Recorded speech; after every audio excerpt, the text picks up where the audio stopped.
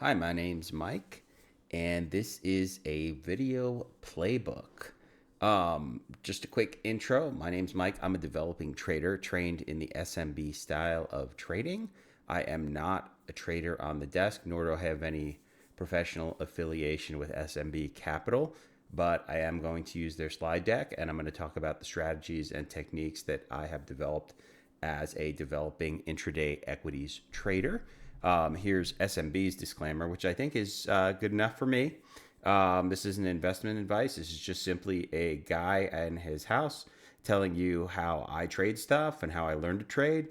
And hopefully, this is helpful for you as you develop as a trader. And of course, if there's any feedback or ideas that you have, leave them in the comments. But overall, pretty interesting week in the market. Definitely some weakness, but some good quality trades. So today we're going to talk about this trade, which is a higher time frame breakout in Meta based on some AI model news. I'm going to talk about my second chance entry, but I don't think this was the A version of this trade. I think there was an A version in this trade, but I did not capture it, nor did I take it. So we're going to talk about it in both ways, and but we are going to be specific about the trade I took because that is how you build a playbook and learn to be a better trader. So let's get into it. So the Qs have been sideways for a long time, since really October, early November when they made a high of 637, actually the end of October. And they've been, sideways between like 618 or 616 and 590. Over the last 3 days, the Qs tried to push into the 610 area, consolidated, showing pretty heavy selling pressure in another very tight range, and then rolled over and sold off the day before this trade, and then sold off the day into this trade. We're currently in a limited military action, I guess. War is probably not the right word, but we're bombing the heck out of Iran along with Israel. So there's a lot of volatility. I think the last 2 days, the market has acknowledged that this is probably not going to be a short, quick thing, and that it impacts oil prices, which potentially sets off higher inflation, which then puts into doubt decreasing interest rates, and so it puts more pressure on a economy where the AI theme is starting to unravel somewhat. And so the Qs have been sitting in this range. They're starting to be below the short-term daily moving averages, still finding support at the 100-day, but definitely not a bullish environment. A little bit more fear than we were used to the last few years. So if we look at the ETF filter, which I use to kind of give some gauge of sentiment in the market, you can see that the broader tape was risk off. You can see things like the SPY, the Qs, being kind of weak, and things like the VIX, volatility, oil, crypto being kind of a safety play, being stronger. So defensive was definitely, kind of the stronger thing on the day of this trade. And then the XLC, which is communications, which is where Meta sits, was also weak in the day. And that's probably a little a tail wagging the dog, because I'm sure that Meta is a big chunk of that. But definitely not a picture that supports long thesis and could act as a tailwind for a short. So if we look at the sector map, kind of a broader view of the marketplace, you can see, we're kind of in a broadly weak market environment. The Qs, IGV, SMH, SPY, IWM, all rolling over. Tech is weak, semis are weak, and there's no strong evidence of leadership from risk on sectors. So Meta is definitely trading in a weak market backdrop, without supportive sector strength. So, if we dive more deeply into, this is a set of indicators that I have to give kind of market context. You can see my regime filter is kind of screaming at us risk off, um, indicated by these pink lines. We were trying to have more of a risk on attempt. You saw in the Qs kind of a rally up to the highs within the range, but that seems to have failed. Volatility, contracting, offensive, defensive, on the low side, meaning we're more defensive, and breadth really starting to roll. So I think we've gone from a weaker environment to a like weakening environment. So we weren't really strong before we launched this military action, and it doesn't appear that the military action is helping create more confidence or strong positive market reaction.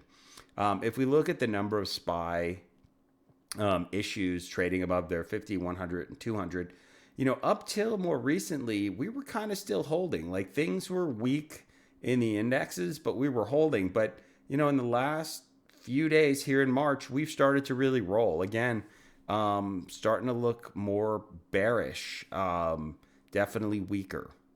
And if we look at the new highs that have been made, so this is stocks making new highs, weekly, monthly, quarterly, and 52-week. We can see that we're not seeing it. We're seeing more stocks making new lows than highs, confirming deteriorating internal strength. So, on the day of this trade, this is a 5-day look at market internals. You can see the VOLD is below the zero line and it's weak. The advanced decline line again kind of started somewhat strong and rolled over, held below zero halfway through the day, and cumulative tick really weak. And tick itself kind of like, if this is the zero line, spending most of the day below the zero line, definitely showing that we are not strong. So the VIX, this is my last kind of market thing. So my VIX was between 24. Oh, actually, I'm sorry. It was between 24 and 27. I think I see an issue on the slide then. We were higher a couple days ago, I think, when the military action broke out, but definitely, again, indicating that there's more fear in the markets, that long breakout trades are not probably optimal, and that, more short theses, breakdowns, mean reversion would be more in play. And a VIX this high actually puts the market in play. So, things are very correlated, and there probably were some good trades in the indexes. But I think given that Meta had, some key technical things in its favor as well as a catalyst, this was still the trade where I wanted to express my views about the weak market on this day. So if we look at Meta specifically, and this is the error that I see in the slide, is VIX is actually 25 to 27. On the day before this trade, the night before, Meta announced that its new avocado AI model was being pushed back to at least May due to performance concerns.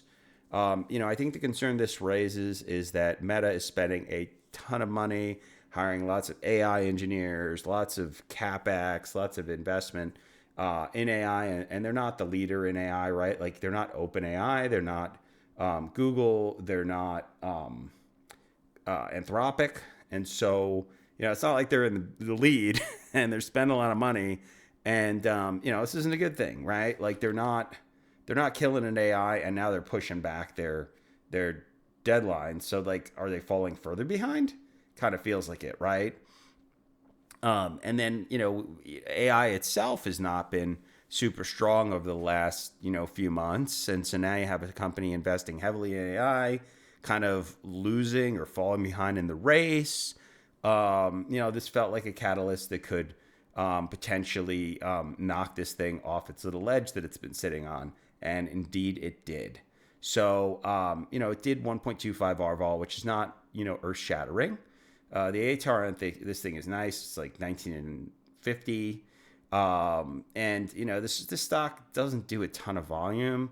It averages 15 million shares. On this day, it did 18 million, which I think for me is good because, in my last year stats, I saw like I traded 65 million better. So like a little slower tape, a little harder, little like more difficult to trade. And so the fact that I was able to participate in a positive way, I think is progress. So a couple issues with this slide too. This is off center and this isn't right, so we'll have to fix those. So this is kind of the final summary. So the catalyst setup and trade rate. So we have volatility, we have a weak sector, we have high capex, dubious returns from investment. I'd give this a 7 out of 10. It wasn't earth shattering, which I think the volume, kind of reflects that. But we do have a weak backdrop and a weak market, and it's a tech stock. It's Friday. There's 0 DTEs. There's a lot of checks in favor on this one. So let's look at the technicals on Meta.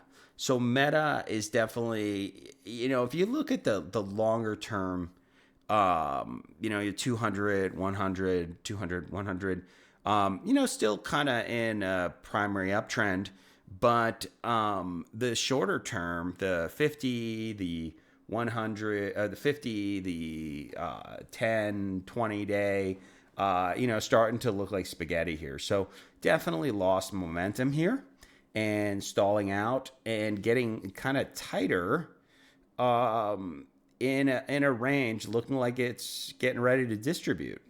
And sitting pretty close to the 100 day. So definitely not something that is a red light for fading this thing. And pause, looking pretty green to like short this thing from a higher time frame perspective. So if we zoom in a little more to the daily, it looks even more juicy. Specifically this kind of 630, 629 level. You can see this was resistance back in, 2024, kind of acted as support, then resistance, comes back up here, finds support at the 630 level. Again, 630 is acting as support and resistance, and now we're just sitting on this 630 level, or just above it, and our gap brings this thing in range. And, it's looking even more weak on the daily time frame. So now, we're below all major moving averages. So 200 is flat and we're well below it. The 100 is downturned below that, and the 50 and 10, 5 are all downsloping. So this is definitely, again, kind of a green light to fading this thing. We're not fighting the moving averages at all. We're below them. And now we're looking like we're maybe going to roll on this support, which we've been holding for, over a month, trying to push up, maybe trap some buyers in here who thought, well, Meta's going back to 800. Not so much. So, if we zoom into the 15-minute, you can see that Meta was already in a downtrend prior to this AI news, at least the previous day. Which makes sense. The market's been a little bit weak. It gaps down on this slow avocado. And it finds support at that 629 level, which we just looked at. This big red line, same red line, right? Like this is a key level, which makes this trade really good, right? And so pre-market, it rolls, it sells hard after the open, basically saying that institutions want to sell this thing. It tries to rally, it pushes up, and it fails off the 629, setting up, I think, in hindsight, an A entry, and then basically closes near low a day and kind of grinds down, following all the moving averages. And so, really interesting trade, probably, 7 to 10 out of 10 catalyst, probably a 8 out of 10 technical setup, or 9, right? This is pretty good. Like, that's nice. That's a nice technical setup. But I think the price action intraday kind of gave you like a 10 in terms of the entry, which I full disclosure, did not catch, but I was able to participate in this to move scalping. So really interesting opportunity.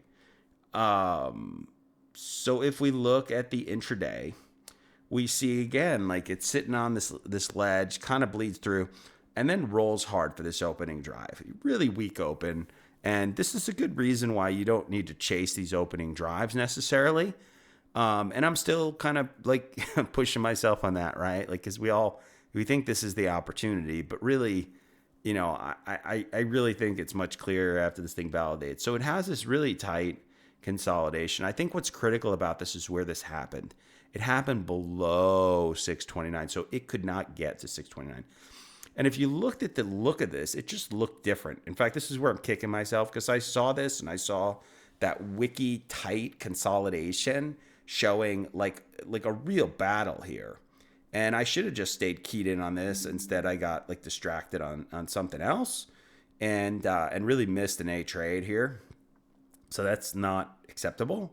So lesson for me is like when you see that tight price action like that on a stock that has a catalyst, has a setup, you just have to stick with it.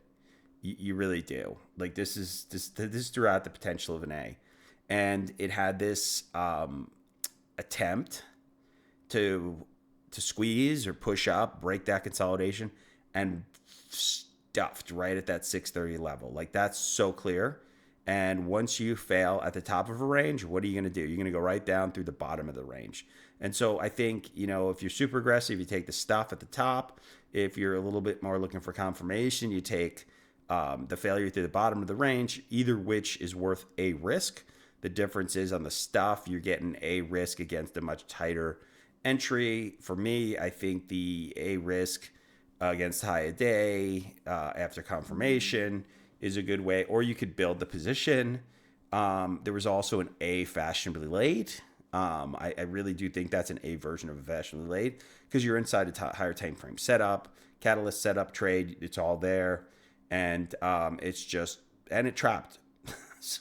So, when I ended up, and we'll do this, there was also a B risk second chance there at the low a day, and then there was a consolidation break, and then a momentum, like a finishing move, like a momentum flush out into 610, which happens to be one ATR from the open. So really good, clean. I shouldn't say clean. It definitely, there are buyers in this thing. I mean, there could be weaker stuff, but really good directional trade that trended into the close and closed at low a day, or not low a day, but pretty close. So I think this is a good trade, really good.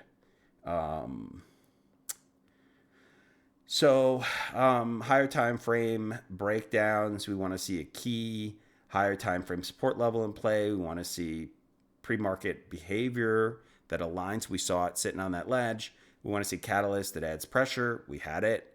Market context that supports the trade. We had it. And intraday follow through that confirms the break in structure. So basically we had everything there. So this is why I'm saying like the trades higher in the range against that high were the potentially A's, maybe B pluses, but I think you got to give it an A. So that's kind of the setup and overview. So I traded this with 15% of daily stop, and it's because I missed the A entry. But I was able to identify and execute on 2 move-to-move scalps with, that were worth B risk. So that's some lessons here, right? This was in the pre-market plan. You got to stick with it, especially when it sets up, and you got to trade it appropriate with the opportunity. And I didn't do that. So there's some good lessons. This is why we do these. So how did I trade it? So I already said how I traded it. So first of all, I took a too tight second chance that was way too early, probably a little bit of FOMO, right? When it tries to roll off low a day, but it ended up going higher, which happens.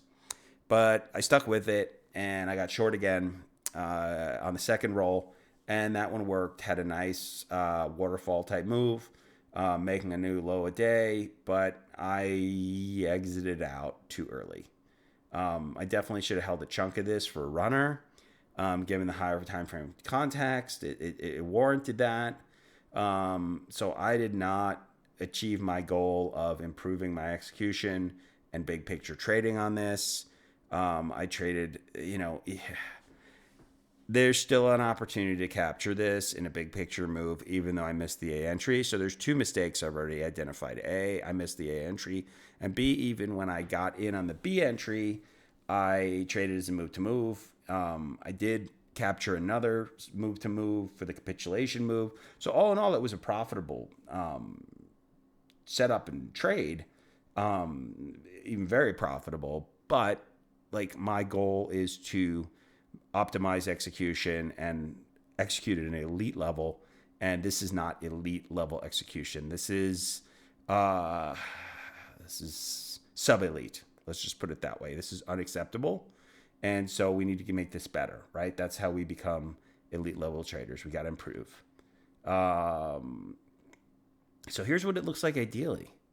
I think you enter with a risk right where I said, like when it rolls, when it traps. I think your stop's at high a day. I think you can cover 20% into low a day, and you can move your stop to VWAP. And then I think you need to be adding when it rolls. When I got in, you should be adding. And stops at VWAP. You let it continue to roll and work. You could definitely take something off into here, but I think optimally you would just let it work. This is going to be a little bit uncomfortable in here because it's coming close to your ad. But then it rolls again, and I think once that second roll happens, now you got to take something off the table again, because this could very easily rip to VWAP. So like, what if it does it now, right? So I think it's time to take something off. You're also at 614. So take 20% into here, move your stop to the high of this roll, and I think you can do one more small add into the capitulation, and then 610 is really the target. It's a round number divisible by 10. It's also one ATR from the open, and I think it's capturing basically a full ATR move. So I think that's the way this should be traded. The second way this could be traded, and maybe this is, it is to build the position, right? Is to put, C risk on the stuff here. Like you see this thing stuff, put C risk. You add on the low a day break or on the break of this consolidation up to, probably B risk. And then on the fashion be late, now you're at full A, maybe a little bit bigger, right? Because you're in some profit. So you probably, if you kind of size in, you're probably bigger by the time you get to here, but your average is like lower, right? So probably a little less comfortable, but you have more size. So it's two ways to do it, and then you got to let it work, right? I mean, I think for execution improvements, and I'm going to keep reviewing this because this is my number one thing that I'm working on. You got to wait for confirmation before entering, so you don't get that like false second chance that I just wasted some risk on. You got to risk in structure, not emotion. You got to trade the full thesis, not the short-term noise. I think I can plan ads and partials and targets in advance. In fact, I built with AI a new trade planning sheet to make this a process thing where I can pre-market plan my sizing and also plan some take profit areas, incorporating ATR versus short-term moving averages, because I think the bottom line is I need to adjust my trading to hold for the trend versus holding for momentum. I think I'm good at holding momentum and capturing momentum, but if I want to advance to the next level of my trading and truly, in the past I've said, well, I just need to get bigger on these, right? And that's one way to do it. But I think the more effective way is to improve execution and then get bigger, because I think execution leads to consistency.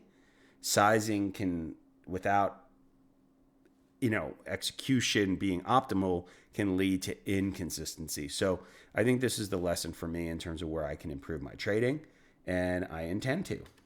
So reading the tape, shall we watch the tape? Yes, we shall, and we'll do it from here. Let me pull up this video. I think it's always easier. Oh no, is the quality terrible? Let's see what we can do here. I need better quality. Pausing for better quality. Settings. That's not it. Why are we not seeing good quality? That's awful. Why is it so awful? Let's see if I can do it here. That's better than awful. Okay. So this is what I'm talking about, it being very unusual price action. I think anytime you look this like indecisive in a stock in play, you got to pay attention. And here's that 629 level right here. I can't mark it because this is not the thing, but you can see it's like it's right here, 630, 629, right? And we're just kind of sitting against it. And, we had this weak opening drive, which, I think the meat was off the bone when it started to fail pre-market. Like, I don't like this trade at all. I think this is chasing. And I don't like this backside either because it's like against the catalyst. And I think you could start to get sucked into this thing. But at the end of the day, we're really like 625 by 628 right now, and there should be nothing done, right? This is why this is being this way. Is people are buying it, people are selling it, and I think we got to just like ignore it right now until something clearly changes. And let's see if we can speed this up. Oh, the wrong one.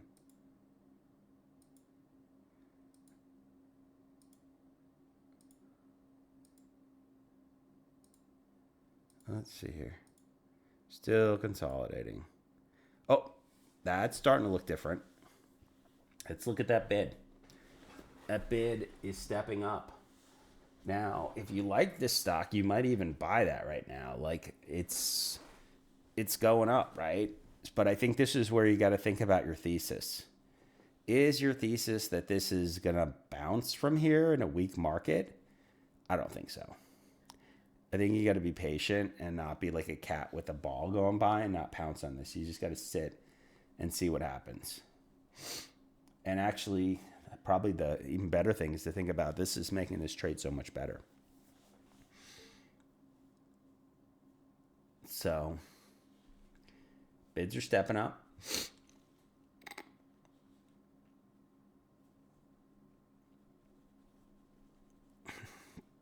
I got a little sore throat from the SMB conference here, so this is going to be a short video. So look at this bid stepping up. But the volume, the key here is the volume is really not stepping up, right? We should see volume like this. If this is a true rally attempt or squeeze, we should see this thing like people should be wrong. But it's stepping up a little bit.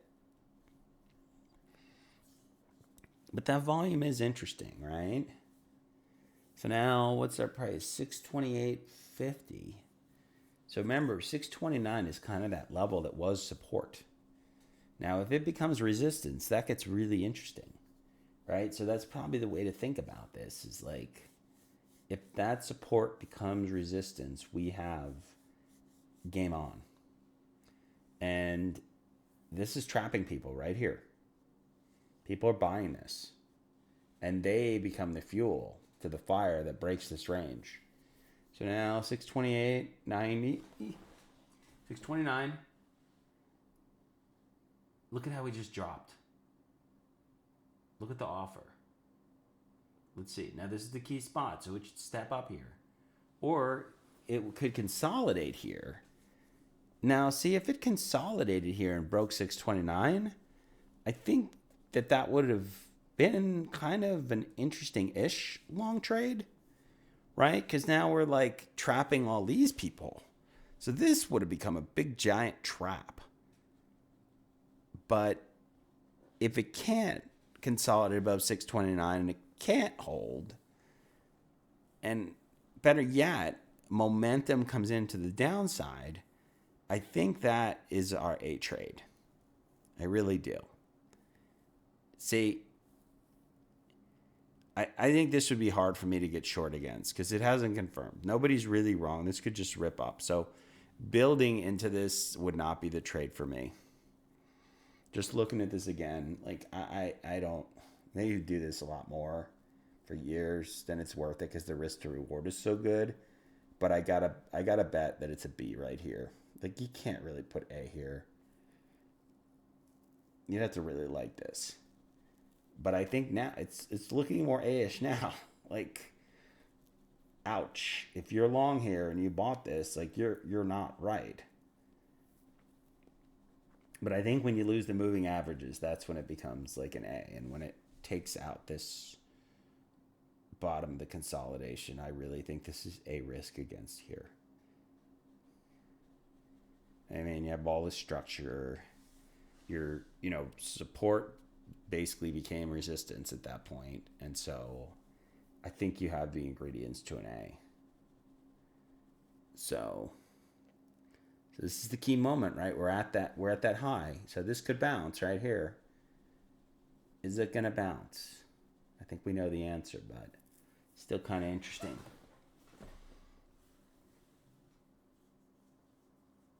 Oh, look at that. Look at that offer drop. Should just start stepping down here. 60 cents. 72 is trying to hold. 65. We want to see like 50. Yep, quick selection to 50. And it flashed 40 too. But now it's trying to hold again. We're trying to hold that 10 day or 10 period. 10 2 minutes, not a 10 day, pretty far from it. But we're still trying to hold. So this is still kind of indecisive territory, but it's the odds are picking up now that we're back here. If we can drop a little bit more, we're basically 80% we're coming out the bottom of the range. Like right now, if we drop like that 50 cents and see like 40 cents or like, we're probably going through the bottom of the range, like 80%. I would say that's 80%. Right now, we're like 60% probably, I would think. Because this is a spot for us to hold. But now, yeah, 38 cents. See, we just dropped. Now I call it 80%. Yeah, I think you got to be ready to press the key here. Risk against high day. You can be tighter if you want. Now it'd be awesome is if we see a flush of volume right here as we go through. Yeah, that was a pretty good burst. I could see it on the tape. Oh, and I just opened that up. That script, get out of my way. That's the most important part. Okay, well, I showed you my XML script. Yay. Oh, there you go. Now you're in. Now you got to be in. We're down through the bottom of the range. Look at that beautiful trap. Look at how the price action changed. And now there's nothing to do. You just got to let your stop work. That's the trade. That to me is an A right there. And sure enough, I'm not going to watch the tape here, but look at this. See, a little indecisive. You could add there. And now we're through VWAP, that beautiful fashionably late. And yeah, you are working pretty good. So then we go through low day. Not going to watch all, so my throat hurts. We get that second chance that I took. Definitely not an A trade at this point. I mean, all of the EV was in here. Still a good trade. Still has some EV, but like, this is like 3 times better. So good lesson. Good trade. Let's go back and finish this out. Slideshow. All right, so that's the tape. We don't want that. Okay, so technology. I've covered this before. I have lots of alerts built. I do a lot of back testing. That's great. I don't think that has a lot to do with this trade right now. So trade review. So we're almost done. So I think it's good stock selection, strong trade idea. The bias was right and the level was great. I think that the biggest opportunity, and I think this is a move for me because I used to put on ollies, just trade bigger size.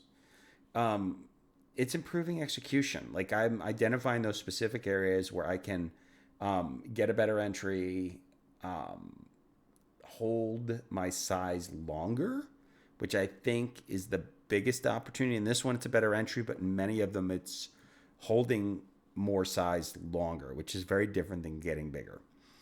I think I can do this by creating a more detailed plan pre-market and spending more time planning intraday while I'm in a trade versus looking at the tape.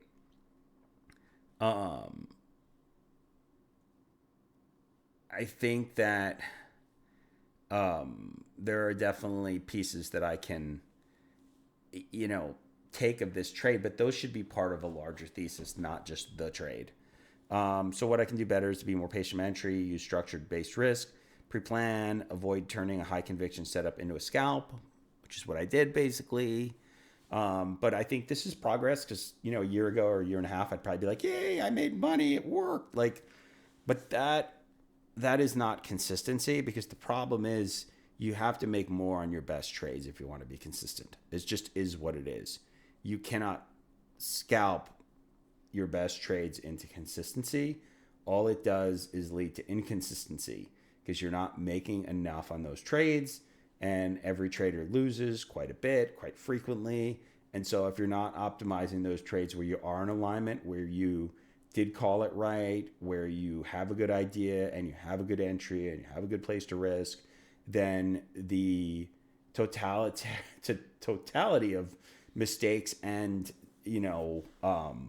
just things that don't work are gonna eat you alive and create inconsistency. So I think this is important. I think this is a good playbook for me to continue to advance.